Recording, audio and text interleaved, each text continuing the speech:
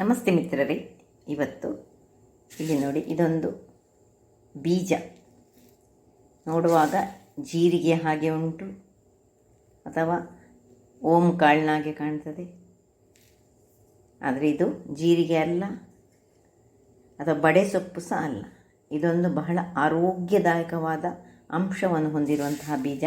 ಇದಕ್ಕೆ ನಾವು ತುಳುವಲ್ಲಿ ತಾತಾಯಿ ಅಂತ ಕರಿತೇವೆ. ತಾತಾಯಿ ಅಥವಾ ತಾತಪ್ಪೆ ಅಂತ ಕರಿತಾವೆ. ಇದು ಸಬ್ಬಸಿಗೆ ಸೊಪ್ಪಿನ ಬೀಜ, ಅಂದರೆ ದಿಲ್ಲಿಯೂಸ್ ಅಂತ ಏನು ಕರಿತೇವೆ ನೋಡಿ, ಸರಿಯಾಗಿ ನೋಡಿಕೊಳ್ಳಿ ಅಂತೆ. ದಿಲ್ಲಿಯೂಸಿದ್ದು ಬೀಜ.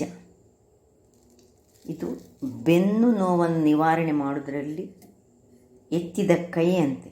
ಇದರ ಗಂಜಿಯನ್ನು ಮಾಡಿ ಕುಡಿದ್ರೆ ಈ ಬೆನ್ನು ನೋವು, ಸೊಂಟ ನೋವು ಯಾರಿಗೆಲ್ಲ ಉಂಟು ಅಂಥವರಿಗೆ ಬಹಳ ಉತ್ತಮ. ಹಾಗೂ ಈ ಮಕ್ಕಳಲ್ಲಿ ಈ ಹುಳದ ಕಾಟ ಇರ್ತದೆ, ಹೊಟ್ಟೆ ನೋವು ಅಂತ ಕೆಲವು ಮಕ್ಕಳು ಹೇಳ್ತಾರೆ. ಅಂಥವರಿಗೆ ಇದರ ಕಷಾಯವನ್ನು ಮಾಡಿಕೊಟ್ರೆ ಸಹ, ಅಂದರೆ ನೀರಿನಲ್ಲಿ ಇದನ್ನು ಸ್ವಲ್ಪ ಕುದಿಸಿ ಅಥವಾ ಗಂಜಿಯನ್ನು ಕೊಟ್ಟರೆ ಸಹ ಬಹಳ ಉತ್ತಮ.